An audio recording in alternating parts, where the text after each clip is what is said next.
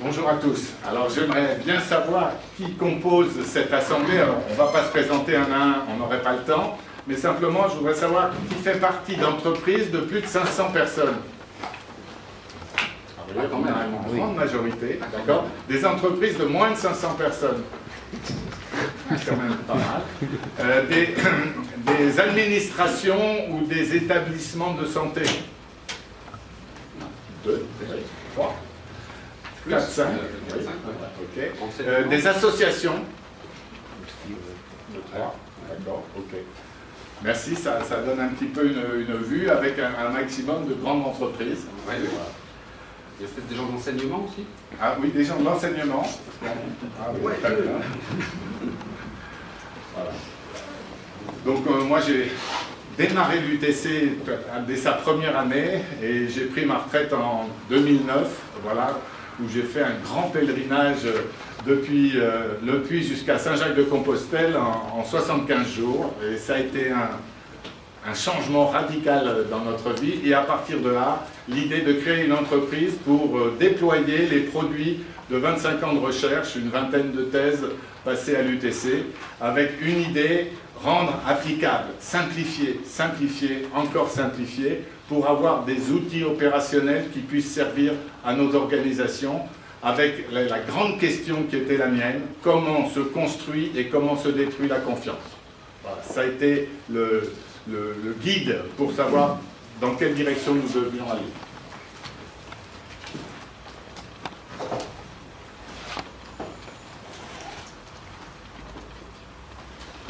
Une mauvaise nouvelle d'abord, c'est que, contrairement à ce qu'on pourrait penser, la coopération est instable, alors que le conflit, lui, est stable. Rien l'alimente, le conflit. Tandis que la coopération, il faut s'en occuper. La coopération, c'est un feu dans lequel il faut mettre des bûches tous les jours. Et si vous ne mettez pas des bûches, le feu s'éteint. Et une coopération qui s'éteint, ça s'appelle un conflit. Donc c'est une mauvaise nouvelle. Mais heureusement, j'en ai une bonne pour vous aussi. La bonne nouvelle, c'est qu'aux 25 ans de recherche à l'UTC, on aboutit à une innovation dans les sciences humaines. Une nouvelle approche des sciences humaines. J'ai lu à peu près un millier de livres avec comme idée directrice, qu'est-ce qui construit, qu'est-ce qui détruit la confiance. Et comment maintenant trouver des méthodes qui construisent la confiance lorsqu'elle est détruite ou lorsqu'elle simplement elle n'existe pas parce que les gens commencent ensemble une aventure. Donc cela s'appelle la Pâte Miroir Attitude et je vais essayer de vous rentrer dans cette nouvelle approche des sciences humaines. C'est vraiment une nouveauté radicale. Ce n'est pas une petite amélioration, c'est une autre façon de voir et c'est très difficile à faire comprendre en 1 heure. Je vais essayer de m'y employer et surtout que maintenant c'est opérationnel. C'est opérationnel.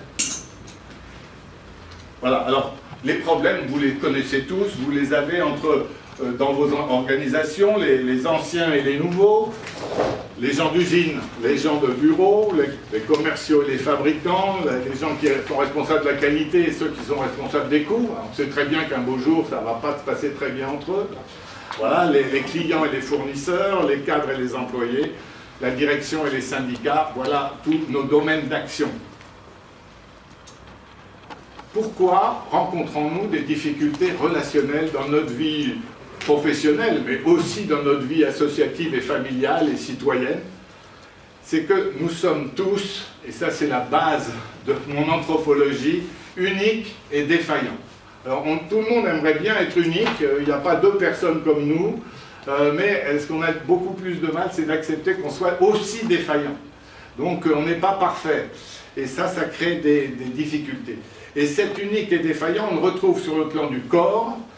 On est malade, on est destiné à la mort biologique, mais à la fois on est aussi en santé et on a un corps qui a des capacités particulières. On a une intelligence spécifique avec tout ce que nous avons lu, tout ce que nous avons appris, toutes nos expériences, mais aussi il y a des choses qu'on a du mal à se rappeler, à comprendre. Dans notre vie relationnelle, on a un réseau relationnel unique, Il suffit que vous sortiez vos smartphones pour voir à qui vous pouvez téléphoner. Il n'y a pas deux personnes qui ont le même réseau que vous, mais vous avez aussi des conflits dans vos relations.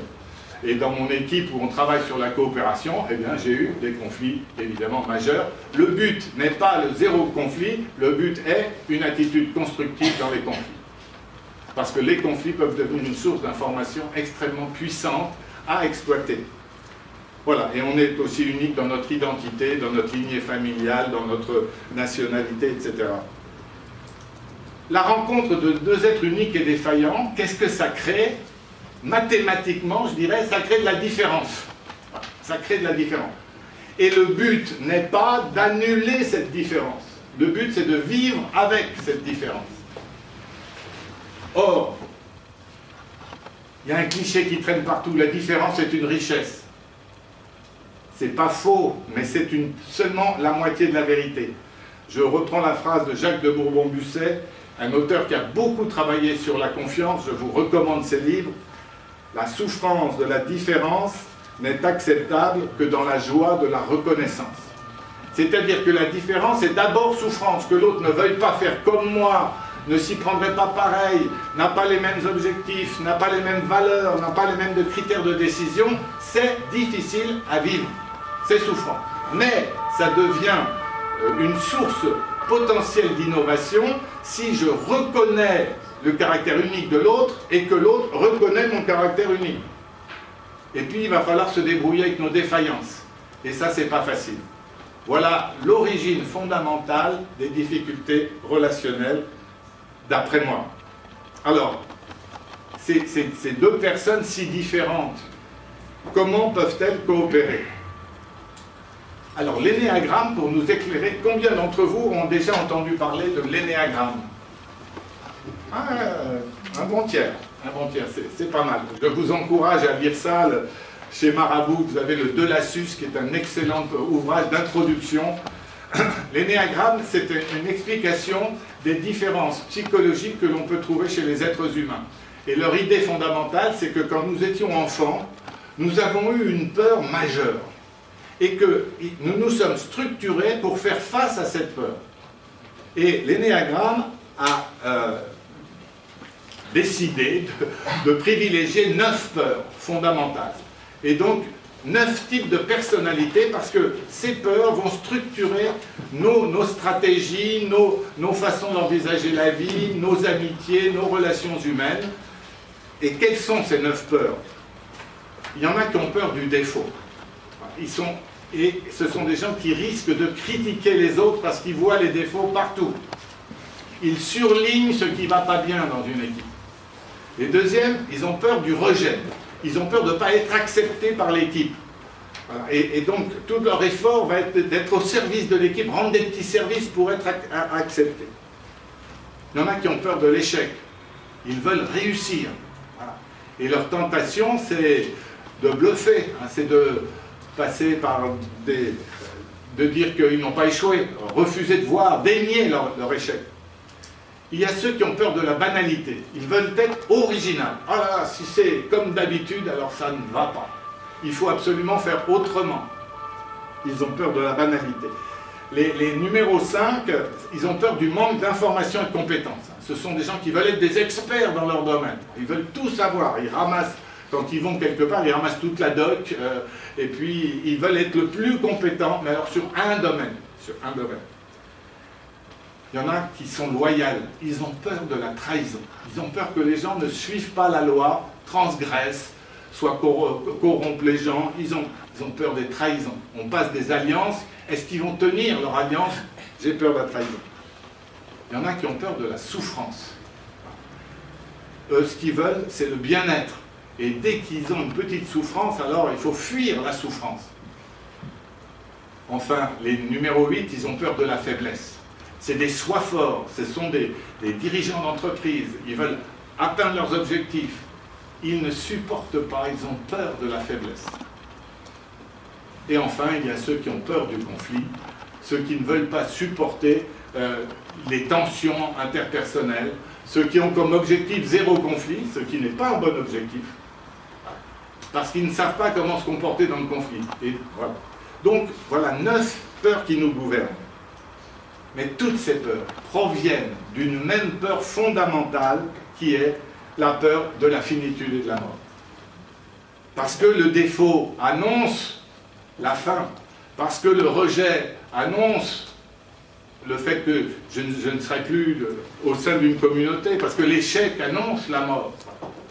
La peur fondamentale, c'est la peur de notre finitude et de la mort, qui se traduit après, parce que nous avons fait l'expérience enfant, par une peur particulière qui est l'une des 9.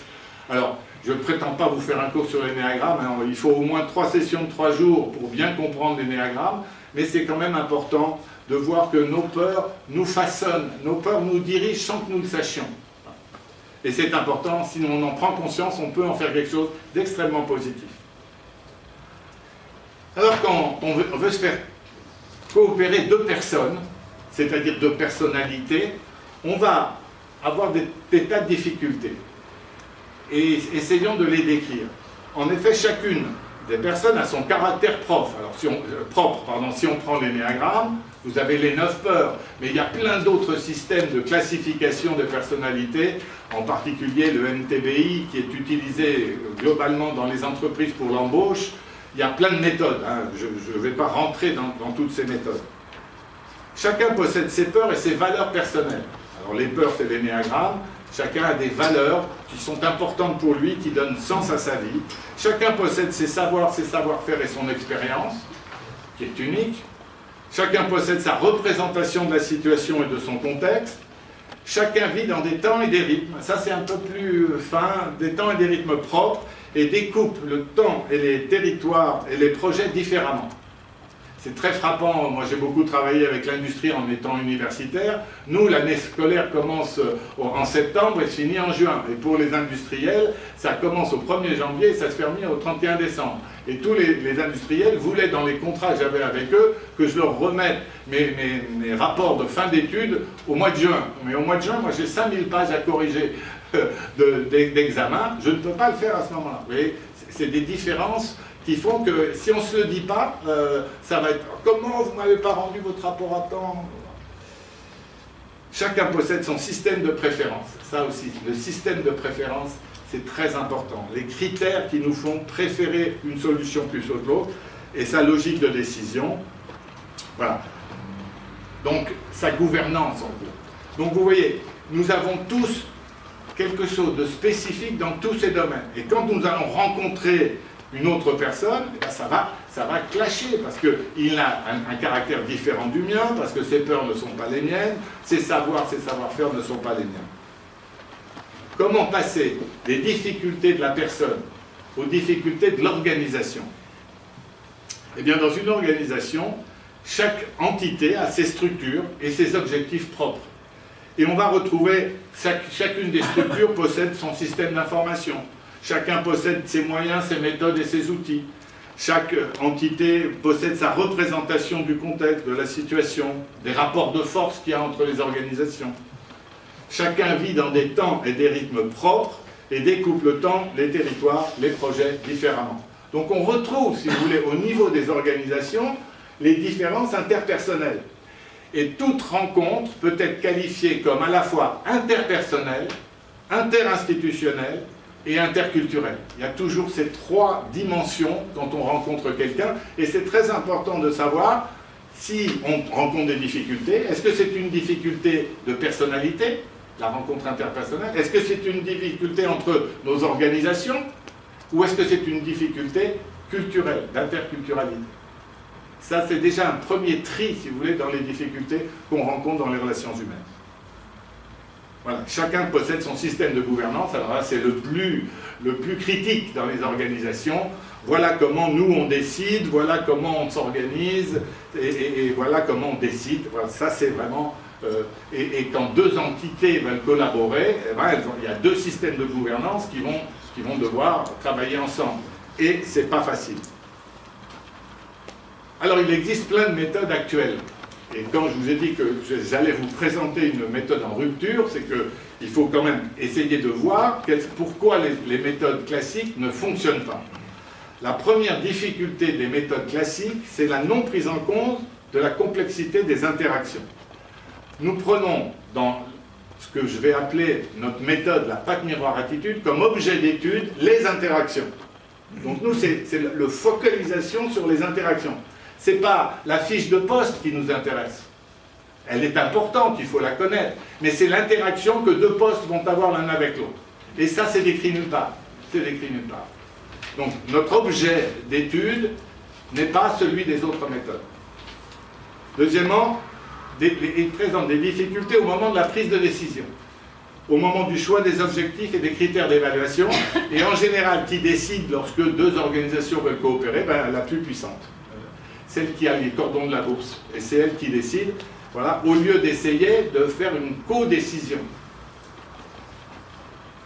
Les limites des méthodes actuelles, c'est comment faire participer toutes les personnes concernées à l'élaboration du projet. Je vais avoir un comité de pilotage qui va vous sortir un programme d'action et ça va être très bien pensé et puis on va appliquer ça. Et puis on s'aperçoit qu'il y a des freins à main partout, ça résiste, les gens ne veulent pas avancer, ils ne veulent pas mettre en œuvre de programme d'action. Est-ce qu'ils sont bêtes? Est-ce qu'ils ont... Non, non, pas du tout. C'est normal que tout changement génère des peurs, des freins, génère des difficultés. Et comment les résoudre? C'est si vous écoutez les peurs des gens qui vont vivre le changement. Et si vous les faites passer de résistants au changement à porteurs du changement. Mais ça, les méthodes actuelles ne savent pas bien le faire. Enfin, la dernière limite des méthodes classiques, c'est la non prise en compte dans l'urgence des conséquences des décisions à moyen et long terme. On est constamment dans l'urgence, dans l'entreprise, dans les organisations, dans les associations. Et on ne s'intéresse pas aux conséquences à moyen et long terme des décisions prises dans l'urgence. Or, Hans Jonas a écrit un magnifique livre que je vous encourage tous à lire, qui s'appelle « Le principe responsabilité », qui dit quoi? Une décision responsable est celle qui envisage toutes les conséquences possibles à court, moyen et long terme des décisions que j'ai prises. Et c'est pas facile, il faut avoir des méthodes. Et vous savez quelle est la méthode que conseille Hans Jonas comme la plus performante? C'est écouter les peurs possibles de toutes les personnes concernées. Parce que eux, ils voient à long terme. Alors vous allez voir à quel point ça va dans le sens de la patte miroir attitude. Est-ce que là où j'en suis sur un constat de difficultés de la relation interpersonnelle, de difficultés de la relation interorganisationnelle, et puis les limites des méthodes actuelles. Est-ce que vous avez une petite réaction? Est-ce que... Oui? Moi j'ai une petite question. Dans les méthodes, les autres méthodes, enfin il y a un mot qui n'apparaît pas dans ta présentation, c'est le mot communication. Est-ce que les modèles de communication, quelque part, ne sont pas, j'allais dire, explicatifs de perte de confiance ou d'incompréhension entre les gens et qui vont alimenter ce que tu disais, c'est-à-dire la perte de confiance parce que les gens ne se comprennent pas. Je pense notamment au modèle de type... J'ai fait toute une théorie de la communication dans un livre qui s'appelle Les dynamiques de la rencontre, effectivement, mais je ne traiterai pas ce problème aujourd'hui parce que c'est en soi... Mais c'est pas oublié, quoi. Oui, mais il ne faut pas l'oublier, bien entendu. Mais je vais proposer des nouvelles règles de communication qui permettent justement de sortir des situations difficiles. Mais je ne vais pas faire une théorie générale de la communication. Elle est faite, et nos méthodes proviennent de ça, mais j'essaye aujourd'hui d'être pragmatique et d'aller aux solutions. Et tu connais ProcessCom? Oui, bien sûr. Oui, d'accord. C'est une méthode de personnalité particulière, comme l'énéagramme, comme la méthode de Hermann. Enfin, il y a plein de méthodes. Alors, quelle est finalement la limite majeure des méthodes actuelles et qui sont utilisées massivement? C'est l'absence de mécanisme de construction d'une représentation commune. Les gens ne savent pas comment. Chacun dans sa tête a une représentation du projet commun. Chacun a une représentation du contexte. Et on ne sait pas construire une représentation commune du projet et une représentation commune du contexte. Et ça va être le point central de nos méthodes, construire une représentation commune du contexte. Alors, pour cela, il va falloir s'appuyer sur des postulats fondamentaux. Le changement génère obligatoirement des peurs, et c'est normal. Il ne faut pas dire les gens, ils ne veulent pas changer, ils sont casaniers, non, non. Si vous voulez faire du changement, c'est normal que les gens résistent. Le postulat numéro 1, que m'a dit un psychiatre avec lequel j'ai travaillé, Rolf Franco, nous dit « Toute personne développe des comportements qui apparaissent à ses yeux comme satisfaisants compte tenu de ses représentations du monde. » C'est-à-dire même le criminel qui rentre le couteau dans le ventre de sa victime, au moment où il le fait, c'est la solution la plus satisfaisante compte tenu de sa représentation du monde. Je ne justifie pas l'assassin en disant ça, j'explique pourquoi il a fait ça. Le deuxième postulat, et cette fois, c'est notre équipe qui l'a introduit et qui semble dire le contraire. Toute personne construit des représentations du monde qui rendent à ses yeux ses comportements satisfaisants. Et depuis que nous avons fait ce postulat, eh bien plus de 50% du temps, nos représentations du monde sont faites pour justifier notre comportement.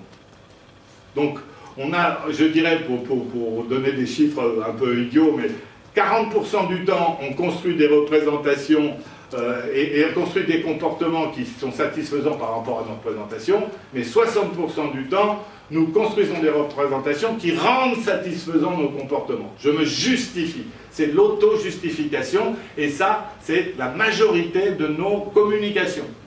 Nous justifions nos comportements. Alors, les deux sont vrais, mais quelles sont les conséquences? Si le postulat numéro 1 est vrai, et il est vrai, de même que l'autre, ils sont indissociables, il est inadéquat de vouloir imposer un changement de comportement par des obligations, des interdits, sans changer les représentations du monde. Il faut changer la représentation du monde pour qu'un nouveau comportement devienne satisfaisant. Si j'ai mon ancienne représentation du monde et qu'on me demande de changer mes comportements, ça ne va pas. Ça ne va pas, puisqu'ils ne sont pas les plus satisfaisants dans ma représentation du monde. Donc on va y aller à rebrousse-poil, en freinant, voilà. Ça ne marche pas. Il faut changer les représentations du monde. La deuxième conséquence, c'est qu'il est donc préférable de privilégier un travail sur les représentations du monde de manière à ce que le changement s'impose comme une solution satisfaisante. Et c'est la personne elle-même qui a inventé ce qu'il faut faire pour faciliter le changement, dans la mesure où il a une représentation du monde qui a changé, qui a évolué pour tenir compte d'événements et de connaissances qu'il n'avait pas. Donc, pour manager un changement, il y a deux questions fondamentales et que nous allons traiter à fond, parce que c'est des traitons sur lesquels les gens sautent allègrement. La première, c'est comment s'élaborent individuellement les représentations d'un projet, d'une situation. Prenons un projet précis. Comment je fais pour me représenter un projet dans ma tête? Et la deuxième question, c'est comment construire une représentation commune de ce projet. Puisque la première question, c'est chacun va construire une représentation personnelle, différente de toutes celles des membres de l'équipe. Il faut construire une représentation commune. Parce que de cette représentation commune vont être déduits des comportements coopératifs parce qu'ils proviennent de la même représentation. Si jamais chacun a sa représentation différente, les solutions, les comportements vont être antagonistes. Voilà. Donc on va s'attacher à ces deux points. Est-ce que ça vous... Là, on est au cœur du problème. Est-ce que ça vous paraît clair ou est-ce que vous avez des questions à ce niveau-là? Alors, la patte miroir attitude. Là, on va rentrer dans quels sont les fondamentaux de la patte miroir attitude, l'hypothèse fondatrice et originale issue de la recherche. Alors, malheureusement, je ne vais pas vous dire comment ça a été trouvé. Ce serait très intéressant. C'est décrit dans le livre que vous pourrez acheter qui s'appelle La dynamique de la confiance. C'est la théorie des jeux d'Hélène du Prisonnier. Voilà. L'hypothèse fondamentale. Toute situation d'interdépendance, c'est-à-dire de relation entre des hommes ou des organisations, peut se décrire en faisant l'inventaire des peurs possibles.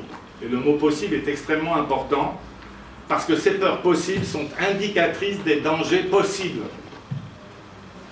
Et ces peurs et ces dangers sont source de blocage, de perte de confiance dans les relations. Si j'ai peur de l'autre, je ne peux pas lui faire confiance. Bien évident. Et il y a des gens qui font exprès de vous faire peur, c'est la base du terrorisme, pour que vous ayez peur et que vos comportements deviennent inadaptés et où la coopération devient absolument impossible. Ce n'est pas le seul. Le deuxième explication de nos interdépendances, c'est quel est l'attrait que j'ai à rencontrer l'autre. Quels sont tous l'intérêt que j'ai à m'investir dans la relation. Qu'est-ce que ça peut me rapporter? Les attraits possibles sont révélateurs d'objectifs possibles dans la relation que j'ai avec l'autre. Et donc de bénéfices possibles, donc d'avantages, donc de revenus. Je vais gagner en entrant en relation. Mais ces deux choses sont très importantes. L'une, les peurs font un recadrage négatif de la situation, parce que je regarde tous les dangers. Quand je regarde tous les dangers d'une situation, je n'ai pas trop envie d'y aller. Et le deuxième, il me donne tous les avantages que procurerait le fait de bien se comporter et d'atteindre une coopération. L'ensemble des bénéfices à attendre. Mais il y a une troisième chose, la plus originale de notre approche, peut-être, parce qu'il y a déjà beaucoup de consultants qui travaillent sur les peurs, il y en a beaucoup qui travaillent sur les objectifs possibles, mais celle-ci, personne ne le fait. On doit regarder les tentations possibles. Qu'est-ce que c'est qu'une tentation possible? C'est signaler les valeurs qui risquent d'être transgressées par des comportements inadaptés. Inadaptés à quoi? Inadaptés à la coopération. Et donc, il va falloir mettre des mots sur ces comportements qui sont opportunistes, égocentrés, inadaptés ou néfastes à la coopération. Ce sont l'ensemble des mauvaises pratiques que nous ne voulons pas voir dans notre projet, dans notre équipe, dans notre organisation, dans notre grappe d'entreprise. Il y a des comportements inadaptés. Et c'est très facile de les faire dire, ces comportements inadaptés. Et la merveille, c'est qu'une fois qu'on a dit tous les comportements inadaptés, on va pouvoir en déduire les valeurs que nous voulons vivre parce qu'elles sont transgressées dans ces comportements inadaptés. Les valeurs, on va les découvrir, non pas en disant quelles sont les valeurs que vous voulez vivre. Alors, les mauvaises pratiques que vous ne voulez pas voir dans votre équipe, là, les gens ont des listes extrêmement importantes de comportements qu'ils ne veulent pas vivre. Et à partir de là, on co-construit ensemble les valeurs que vous voulez vivre. Les valeurs, on les trouve non pas en direct, on les trouve par leur transgression. Voilà, donc, notre hypothèse fondatrice, qui aujourd'hui se trouve quand même... Alors, c'est une hypothèse qui n'est pas démontrée au sens rigoureusement scientifique. C'est une hypothèse vérifiée expérimentalement. Nous avons déjà plus de 600 applications en entreprise, dans les administrations et dans les associations, où nous avons vérifié que ceci permet de décrire des situations d'interdépendance extrêmement complexes entre des organisations multiples, multi-acteurs, multiculturelles, avec des objectifs à long terme, des situations les plus complexes qu'on puisse imaginer. Et bien, ces situations-là, on les décrit en faisant l'inventaire de toutes les peurs possibles, tous les attraits possibles et toutes les tentations possibles. Est-ce que vous me suivez? Oui? Juste dans les tentations possibles, lorsqu'il y a l'animation, il y a le groupe, est-ce qu'on leur demande des tentations qui sont... on leur demande d'exagérer, on leur demande... D'examiner les possibles, les tentations possibles. Donc d'être totalement immoral et... Totalement immoral. Et vraiment aller à 100% sur le... Absolument. Absolument. Il y aura un deuxième temps où on va leur demander si ce qu'ils ont dit leur paraît important pour la réussite du projet. Mais dans la première phase, on accueille tout ce qui vient. Tout ce qui vient. Il n'y a pas de censure. Il n'y a pas de censure. Et j'ai fait un plaque miroir dans un collège sur les problèmes de raquettes dans un collège où les troisièmes raquettaient les sixièmes. Il y a un sixième qui a pu dire il y a une tentation quand on est raquetté, c'est de se suicider. On ne lui demande pas, et immédiatement après, on passe à quelque chose d'autre. On ne va pas lui demander d'expliciter. Et il avait bien compris, l'élève, qu'on ne lui demanderait pas, sinon il ne l'aurait pas dit.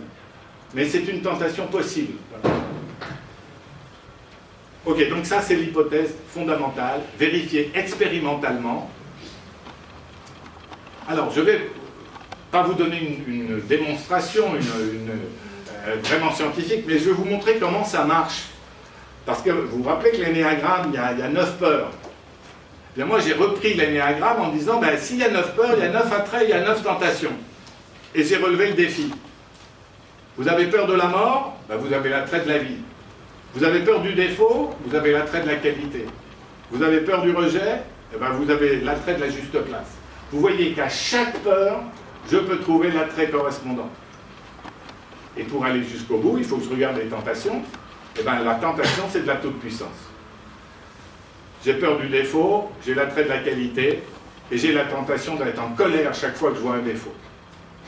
J'ai peur du rejet, j'ai l'attrait de la juste place, eh bien, la tentation, c'est d'avoir la place de l'autre. C'est le désir mimétique tel que l'appelle René Girard. Je ne vais pas lister tout, mais vous pourrez le regarder à tête reposée. À chaque peur de l'énéagramme correspond un attrait et correspond une tentation. Ce n'est pas une démonstration, c'est simplement une illustration qu'il est toujours possible, quand j'ai une peur, vous me dites n'importe quelle peur, est associée comme un triplet indissociable, l'attrait et la tentation qui est derrière. Et maintenant, les problèmes, je vais pouvoir les attraper de 3 façons. Je peux les attraper par les peurs, et je sais que derrière il y a un attrait et une tentation. Je peux les attraper par les attraits, et je sais que derrière un attrait, il y a toujours une peur et une tentation, et je peux les attraper par les tentations, et je sais qu'il y a toujours associé un attrait et une peur. D'accord? Donc c'est 3 façons d'attraper les problèmes. Alors, comment, donc, d'après notre démarche, se construit une représentation personnelle d'une situation? Eh bien, dans une situation donnée, un acteur construit sa représentation à travers les peurs qu'il juge importantes, les attraits qu'il a à voir évoluer la situation dans un sens qui lui rapporte quelque chose, et les tentations qui se présentent où il pourrait avoir des comportements pour gagner plus à court terme, peut-être au détriment des autres. Ces 3 ensembles, alors pas une peur, un attrait, une tentation, hein, c'est un paquet de peurs, un paquet d'attraits et un paquet de tentations, ça donne une description très précise de la situation. Ça, quand je suis tout seul. Et quand je suis deux, la deuxième étape, chacun va construire les peurs de la partie A, les peurs de la partie B. Et ces peurs de la partie A, les peurs, attraits, tentations de la partie A ne sont pas les mêmes que celles de la partie B. Vous prenez la relation médecin-malade, les peurs du médecin, les attraits du médecin et les tentations du médecin ne sont pas du tout les mêmes que les peurs du malade, les attraits du malade et les tentations du malade. Et donc, pour comprendre la situation, il ne faut pas seulement tenir compte de ses propres peurs, attraits, tentations, il va falloir faire quelque chose avec les peurs, attraits, tentations de l'autre. Mais quoi? C'est l'étape 3.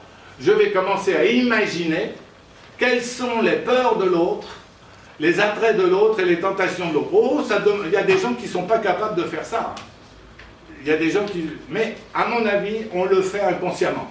Mais on ne veut pas le conscientiser. Donc, il va y avoir 4 ensembles de peurs, attraits, tentations, celle de A, celle que A croit être celle de B, celle de B, et celle que B croit être celle de A. Ça fait un paquet. Mais vous voyez, les pattes, là, c'est dans des petits nuages, c'est encore non formulé. Eh bien, notre méthode consiste à dire, il faut les formuler. C'est-à-dire, il faut mettre des mots sur les peurs que je crois être celles de l'autre, sur les attraits que je crois être celles de l'autre. Et l'autre ne va pas me dire, c'est vrai, c'est faux. On les note, c'est possible. Ça, c'est très important. Et donc, pour construire une représentation commune, non seulement il faut être au courant de ses peurs, il faut essayer d'exprimer les peurs qu'on croit être celles de l'autre, il faut écouter l'autre dire ses peurs après tentation, et il faut écouter l'autre dire celles qu'il croit que vous avez. Et là, vous avez construit une première représentation commune de la situation qui tient compte et de vous et de l'autre, et de ce que vous pensez de l'autre et de ce que l'autre pense de vous. Vous avez construit une représentation. C'est un ensemble. Oui, ce n'est plus votre représentation, c'est PAT, les peurs de A. Ça, c'est la vôtre, initiale. Et vous vous êtes mis à l'écoute de l'autre, et vous êtes mis à expliciter ce que vous pensiez de l'autre. Et ça donne une représentation extrêmement intéressante. Et il faut passer à l'étape 5, où nous allons hiérarchiser ce paquet, ces centaines de peurs, attraits, tentations qu'on a ensemble explicitées, on va les classer en évaluant chaque idée. Cette peur, est-ce qu'elle est importante pour l'atteinte, pour la réussite de notre projet? Est-ce qu'elle est importante? Et je mets une note de 0 à 10. Ou dans notre autre, dans le diapason, c'est une note de 1 à 6. Peu importe, on met une note d'importance. La note est d'autant plus forte qu'on trouve que c'est important qu'il faut en tenir compte. Et donc on va générer un classement général, mais pas seulement fait par moi et par l'autre, et par toutes les personnes concernées, et on va faire la moyenne et l'écart type. On va avoir un classement général des peurs importantes pour tout le monde, celles que tout le monde juge importantes, les attraits que tout le monde juge importants, et les tentations que tout le monde juge réalistes et graves. Et donc là, on va faire sortir de l'intelligence collective les points sur lesquels il faut absolument agir pour réussir la coopération. Il va falloir faire baisser les peurs les plus importantes, il va falloir trouver les moyens d'atteindre les attraits qui ont été jugés capitaux, et il va falloir trouver les bonnes pratiques à mettre à la place des mauvaises, que sont les tentations les plus importantes. Voilà la patte miroir attitude. Et je dis c'est quelque chose de radicalement nouveau. C'est quelque chose de radicalement nouveau.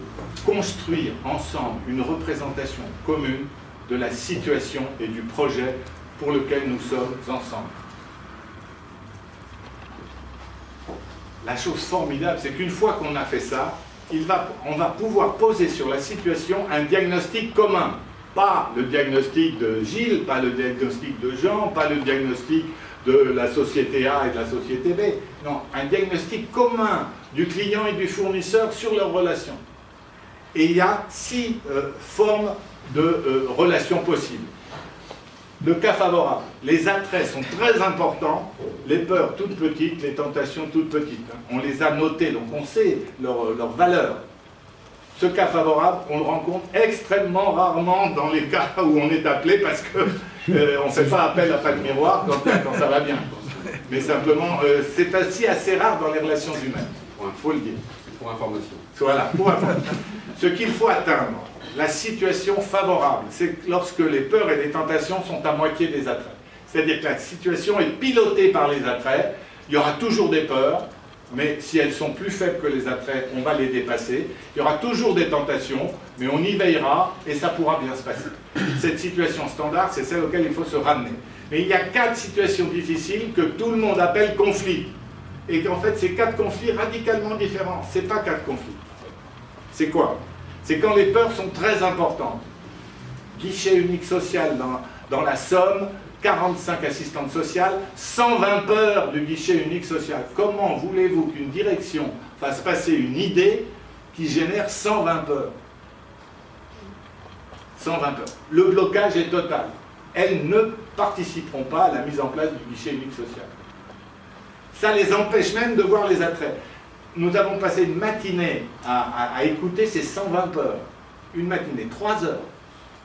L'après-midi, on leur a dit, est-ce qu'il y aurait des attraits au guichet unique social?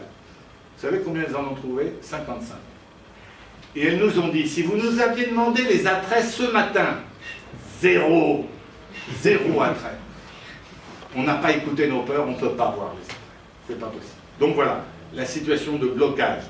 Très différente de la situation de conflit potentiel. Alors pourquoi je mets toujours possible, potentiel? C'est parce qu'on a pris en compte des peurs possibles, des attraits possibles, des tentations possibles. Donc tout ça n'est pas du réel, c'est du possible. Le conflit potentiel, c'est quand les peurs, c'est comme un frein à main. Ça empêche d'avancer, si vous accélérez, ça cale. Si vous baissez le frein à main et qu'il y a des attraits, vous accélérez, mais il y a des tas de mauvais comportements qui sont là. Je vais passer le carrefour au feu rouge. L'accident n'est pas sûr, mais il est quand même potentiel. Et bien l'accident potentiel dans les relations humaines, ça s'appelle le conflit. Le conflit, parce qu'il y a énormément de comportements qui sont inadaptés à la situation. Et qui vont blesser les autres, qui vont humilier quelqu'un, qui vont faire que la personne, elle gagne beaucoup au détriment de quelqu'un, ça ne peut pas durer. C'est le conflit. Mais il y a pire que le conflit. Et malheureusement, on est souvent appelé dans ces situations-là, c'est la crise. La crise, le frein à main élevé, et si jamais on agit, c'est que dans du mauvais comportement. Et les attraits sont très faibles. Vous voyez que c'est exactement l'inverse de la situation du cas standard. Exactement l'inverse. Là, il faut tout repenser. Ça ne peut pas continuer comme ça. Vous allez à la catastrophe. Et ça, c'est très important d'en prendre conscience. Quand on est client-fournisseur et qu'on s'aperçoit qu'on est en crise potentielle, il faut qu'on repense toutes nos relations, tous nos contrats. Ça ne va plus, ça ne peut plus durer. Et enfin, il y a une situation qu'on trouve assez souvent quand on nous appelle, parce que si on nous appelle, c'est qu'il y a des tensions, c'est qu'il y a des problèmes, mais quelquefois la situation est instable. Les peurs, les attraits, les tentations sont au même niveau. On ne sait pas comment ça va tourner. Si on ne fait rien, qu'est-ce qui se passe? Eh bien, les attraits diminuent. Et si les attraits diminuent, vers quelle situation allons-nous? Vous voyez, ça descend. On est là, et les attraits descendent. On va où? On va à la crise. Si jamais on se dit, oh là là, les gens ont très très peur, il faut les rassurer, je vais leur donner, je vais prendre des précautions, on baisse les peurs. Où est-ce qu'on va aller? Au conflit potentiel. C'est-à-dire qu'avant, il n'y avait pas de conflit parce que rien ne bougeait, mais vous avez rassuré les gens, ah ben maintenant ils y vont. Ils y vont et pas de façon coopérative. Et puis les gens font n'importe quoi, on va mettre des obligations, des interdits, etc. On va faire baisser les mauvaises pratiques. Et qu'est-ce qui se passe? On passe de la situation instable au blocage, parce qu'on n'a pas joué sur les peurs. Ce qu'il faut absolument, c'est jouer sur les trois facteurs, faire baisser les peurs, faire baisser les tentations, et conforter les attraits. Et à ce moment-là, vous allez passer de la situation instable à la situation standard. Est-ce que vous m'avez suivi sur cette... Et c'est un diagnostic posé ensemble par toutes les personnes concernées. Nous posons sur la situation le même diagnostic. Là, vous êtes sur une démarche plutôt corrective et pas en préventif, finalement. On est en préventif parce qu'on est dans le possible. Donc, il faut intervenir vraiment avant, au début. Mais on va, justement, contrairement à ce que vous venez de dire, j'oserais dire, c'est Bernard Yanou de Centrale qui me l'a fait remarquer. Il m'a dit, je connais beaucoup de méthodes prospectives économiques. Comment ça va aller, dans quel sens? Je ne connais pas de méthode prospective du conflit. Or, nous voyons le conflit avant qu'il n'arrive, puisque nous parlons de comportements possibles. Et donc, justement, c'est avant que la situation... Alors, on est dans la situation instable, et on va faire qu'elle ne devienne pas crise, qu'elle ne devienne pas conflit, qu'elle ne devienne pas blocage, et on va la ramener au cas standard. Donc, on est vraiment en préventif. Ça marche aussi en crise. Ça marche aussi en crise. Et vraiment, on est intervenu très souvent en grève ou préavis de grève, avec de la haine, avec des sentiments terribles entre les gens. Ça marche aussi. Parce que la clé, c'est qu'on les écoute et qu'on a les trois bonnes questions. Quelles sont les peurs possibles dans la situation? Quels sont les attraits possibles? Quelles sont les tentations possibles? Alors, qu'est-ce qui caractérise maintenant que... J'espère que vous avez compris notre hypothèse fondamentale, cette description d'une situation et la construction d'une représentation commune, qui est la clé de voûte de toute notre méthode. Mais maintenant, regardons les processus à l'œuvre. Donc la première, je ne vais pas la reprendre, c'est très bien décrit. Donc, une situation d'interaction décrite par ces peurs, attraits, tentations, des deux points de vue en présence. Alors, des deux quand il y a que 2 points de vue, mais quand il y a 6 points de vue, on peut les prendre en compte. Hein. Les actionnaires, la direction, les cadres, les employés, les clients, les fournisseurs. Allez, on va prendre les peurs, attraits, tentations de tout ce monde-là. Et on peut arriver à des milliers. Oui. Une question, est-ce qu'il y a une pondération mise sur les peurs, sur les attraits, sur les tentations en fonction des personnes? Est-ce que la peur d'un dirigeant, il est seul, et puis il y a les syndicats, il y a les employés et tout ça? Donc en fait, il a une voix, et puis il y a 5 voix. C'est complètement démocratique. La secrétaire, j'ai fait un pas de miroir avec des femmes de ménage et des chirurgiens. La femme de ménage avait autant de poids que le chirurgien. Mais je vous assure que quand on regarde le classement général, la sagesse, l'intelligence collective fait ressortir tout ce qui est important. Et ça justement, c'est pas le chef qui sait qu'est-ce qui est important, c'est le groupe entier qui sait ce qui est important. Et je vous assure, c'est une révélation au moment de regarder ce classement général. Les gens disent, c'est ça, c'est exactement ça qu'on est en train de vivre. Ça, je vous assure. Enfin, je ne sais pas s'il y en a parmi vous qui ont vécu des pas de miroir, mais ce moment-là est un moment extrêmement... Il y en a ici, il y en a. Un petit témoignage, là au fond, vous m'avez dit tout à l'heure. Oui, moi je considérais ça comme j'avais tout à l'heure, c'est comme assister à une scène de magie. On attend, quand l'objet sort du chapeau, on est juste stupéfait, quoi. Parce que ça correspond vraiment à... Voilà, donc j'essaie de faire une méthode scientifique, c'est pas de la magie. mais ça peut paraître de la magie tellement c'est puissant. Non, mais c'est la puissance de ce processus qui est vraiment étonnant. Étonnant, et donc on appelle ça de la magie. Une question, là tu parles de description d'une situation. Hein. Ou d'un projet. Ou d'un projet. À quel moment, alors est-ce que ça intervient ou pas, j'en sais rien, les faits, la partie factuelle de la situation, la partie description factuelle de la situation, à quel moment elle intervient? Parce qu'on décrit des peurs, on décrit des attraits, on décrit des tentations. Alors, quand est-ce qu'on décrit des faits? Quelque chose d'incontestable, quoi, qui doit faire l'objet d'un consensus. Quand on est dans une situation, il faut que quelqu'un nous dise les faits, où est-ce qu'on en est, les problèmes qui se posent avant le démarrage. Et si c'est pas les bons? Hein? Si c'est pas les bons faits, c'est pas grave. C'est pas grave du tout. Mais il faut que tout le monde ait quand même une vue de la dimension du périmètre intéressant. Il faut qu'on ait donné les informations principales. Ça doit être fait avant. Un état des lieux. Un état des lieux. Un état des lieux pour les parties. Voilà. Un état des lieux, mais qui n'a pas besoin d'être très détaillé. Il n'a pas besoin d'être très détaillé. Simplement que les différentes points de vue, oui, il peut dire aussi qu'il y a des points de vue différents qu'il faut prendre en compte. Ça aussi, c'est très important. Il ne faut pas oublier les fournisseurs, il ne faut pas oublier les familles, les employés dans ce projet-là particulier. Voilà. Et puis, il va faire un état des lieux. Avant le pas de miroir. Après, on est parti sur du ressenti. Donc, le deuxième processus, c'est de construire ensemble une représentation commune destinée à l'évaluation. Parce que vous allez voir qu'il y a deux représentations communes. Et ça, c'est aussi une originalité. Il y a une représentation commune pour l'évaluation et une représentation commune pour l'action. Ça va être une caractéristique. Un point très très difficile pour les ingénieurs et les managers, c'est renoncer à l'optimum, à la solution la meilleure, la plus économique, la plus performante, pour son point de vue, ça c'est dur, et rechercher des préconisations satisfaisantes pour tous les points de vue représentés. Herbert Simon a eu le prix Nobel d'économie pour ça, pour cette idée-là, qu'il a évidemment développée beaucoup plus. Mais ça, c'est un renoncement. Depuis la maternelle jusqu'au Master 2 et dans nos écoles d'ingénieurs, on apprend à rechercher l'optimum. Il faut le mieux. Alors quand on dit, non mais si, vous ne serez pas content si la solution est satisfaisante. Ah non, il faut qu'elle soit la plus satisfaisante. Non monsieur, renoncez à la plus satisfaisante. Elle satisfait tout le monde. Félicitez-vous, parce que ce n'était pas du tout sûr qu'il y en ait une qui satisfasse tout le monde. Et quelquefois, il faut relaxer les contraintes, parce que dans les contraintes qu'on a mis, ça ne passe pas. Donc relaxons les contraintes, et puis il y aura peut-être une solution satisfaisante en mettant des contraintes un peu moins fortes. Mais ce renoncement est terrible. Il y a des chefs d'entreprise qui ne veulent pas renoncer au profit maximum.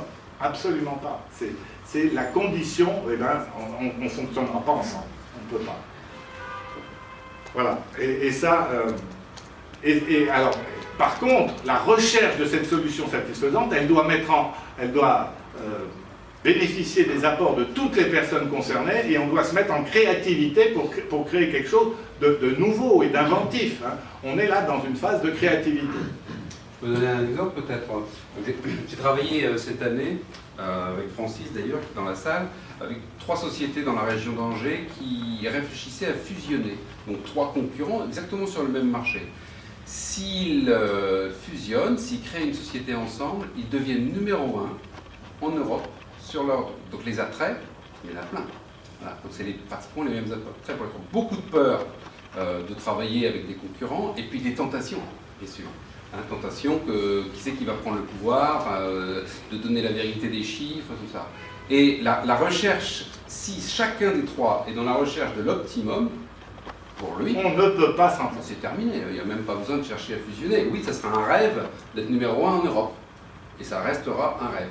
Oui. Il y a un renoncement ils ont fait ce passage. Pour pouvoir coopérer, il faut renoncer à l'optimum. Et rechercher des solutions satisfaisantes pour toutes les parties concernées.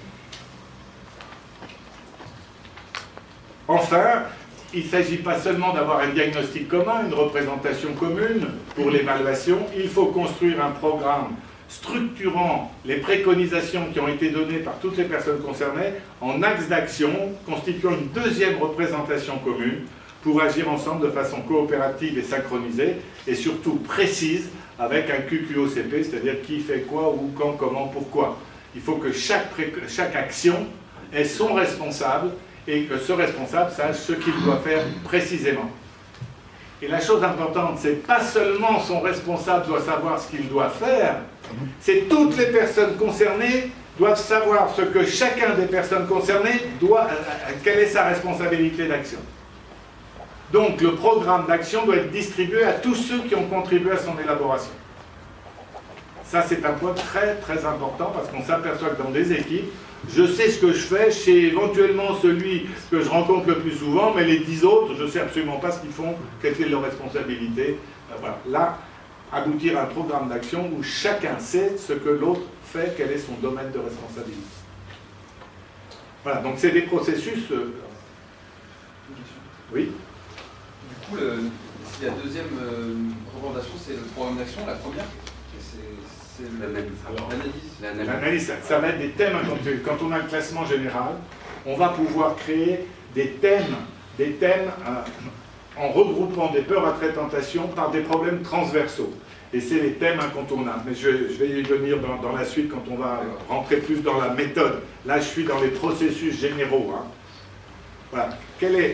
Donc, c'est juste votre question. Comment on passe du diagnostic construit en commun à l'action qui va être consensuelle? Les peurs vont générer des dangers. Et il y a une très grande différence entre une peur et un danger. J'ai peur de tomber de l'échelle. Quel est le danger?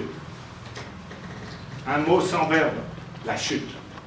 Et maintenant, je vais chercher comment éviter la chute. Quelles précautions prendre pour éviter la chute parce que j'avais peur de tomber de l'échelle. Les attraits, ils sont des sources d'objectifs. Chaque fois que j'ai l'attrait, j'ai une attente, eh ben, il y a un objectif. Transformons nos attentes en objectifs.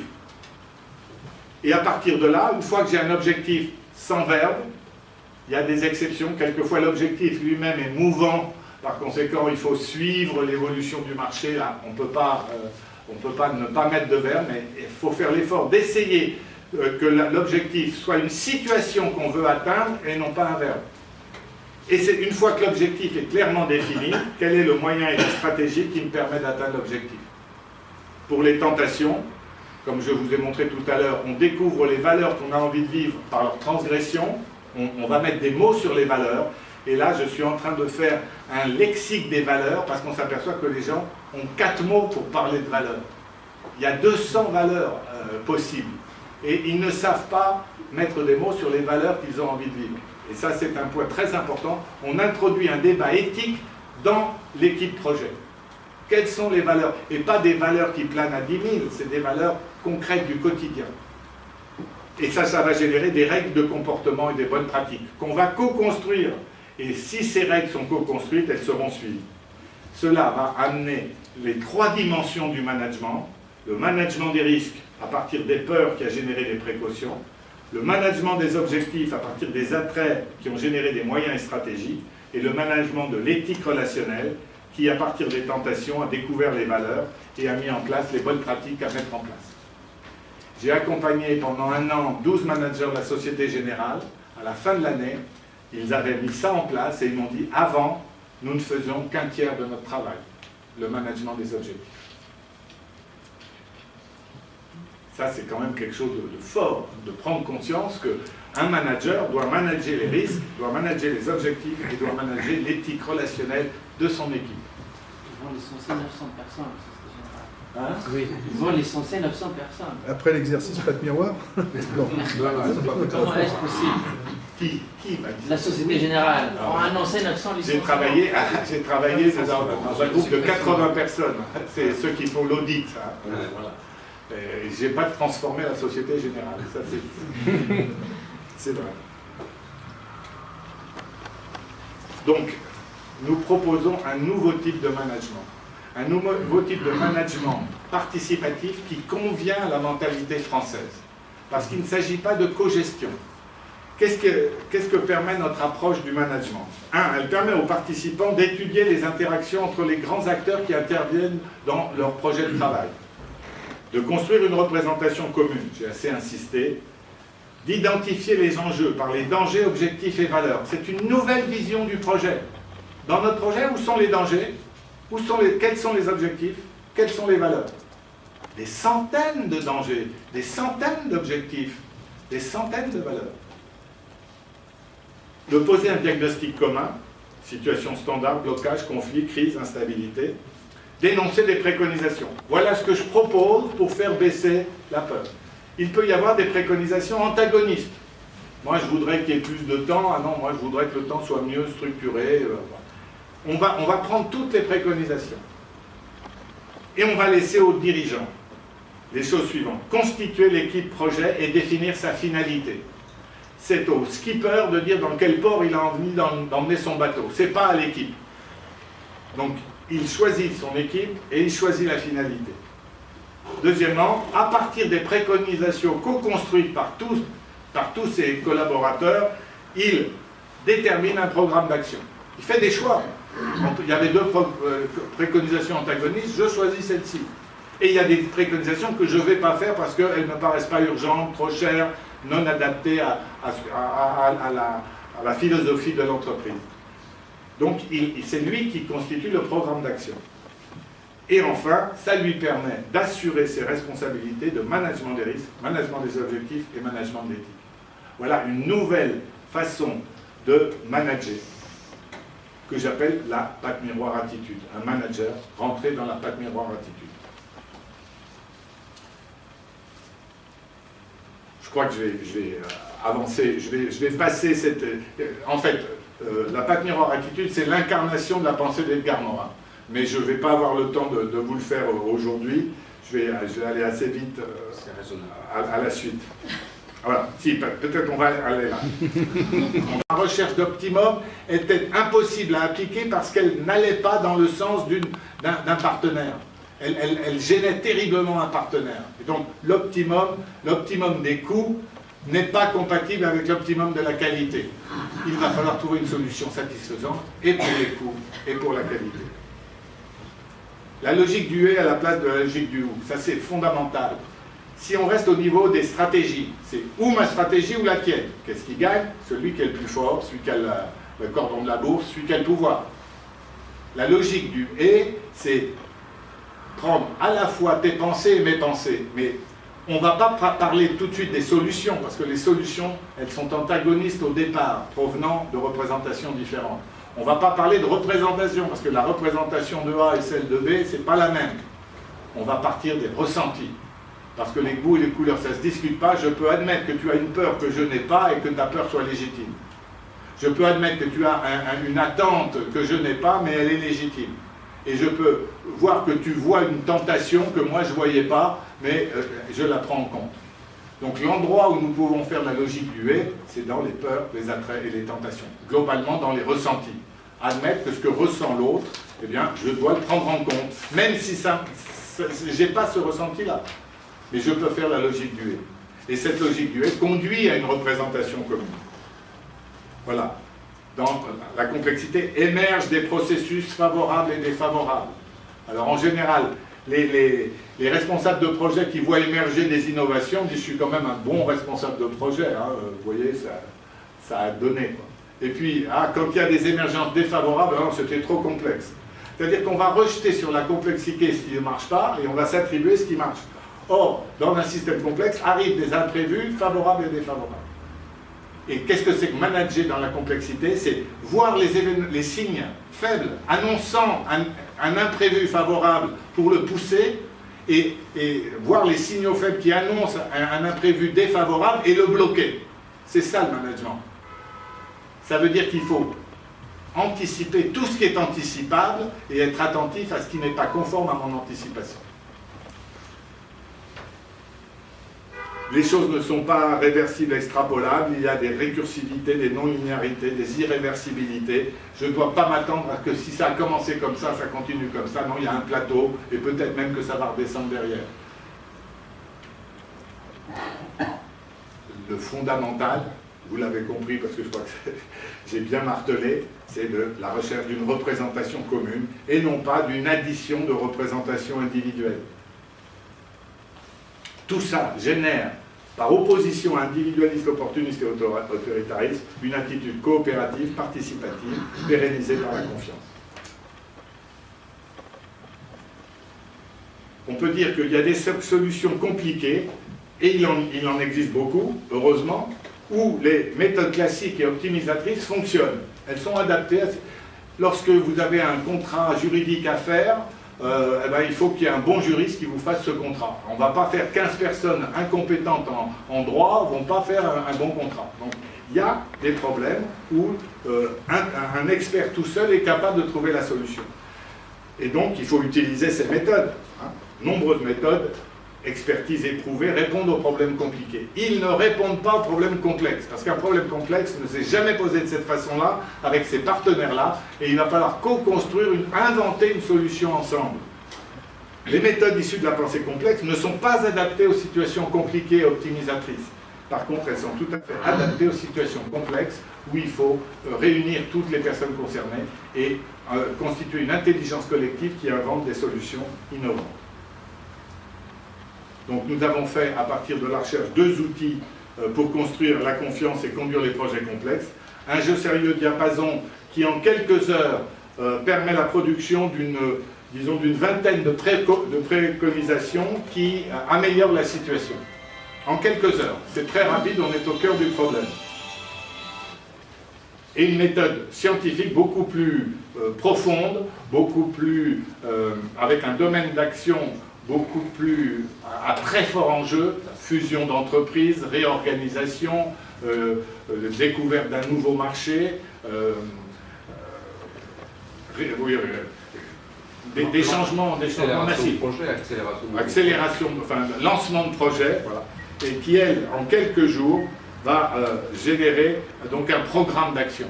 C'est complètement différent de quelques préconisations qui ne sont pas structurées, mais qui font améliorer la situation quotidienne, je dirais, et puis un programme d'action qui va être valable entre 6 et 3 ans. Patte Miroir génère un programme d'action vraiment. Voilà, donc Diapason, c'est un jeu, c'est un serious game qui se joue à 4 personnes, voilà, et qui permet d'envisager... Alors il n'y a que 2 points de vue dans Diapason, et il permet de mettre en œuvre la Patte Miroir attitude sur cette situation. Patte Miroir, elle, c'est un groupe de travail de 6 à 30 personnes, représentant 2 à 6 points de vue, appuyé sur un logiciel professionnel permettant l'animation structurée de la méthode, et qui permet d'associer à plusieurs phases, inventaire des pas de préconisation, toutes les personnes concernées. On a déjà travaillé avec 240 personnes, 240 professeurs pour la fusion de 2 lycées. Moi, je viens de travailler à Quimper avec 306 Quimpérois pour élaborer le programme des 3 années suivantes de la municipalité. Abouti à un programme d'action détaillé en QQECP, on en a déjà parlé.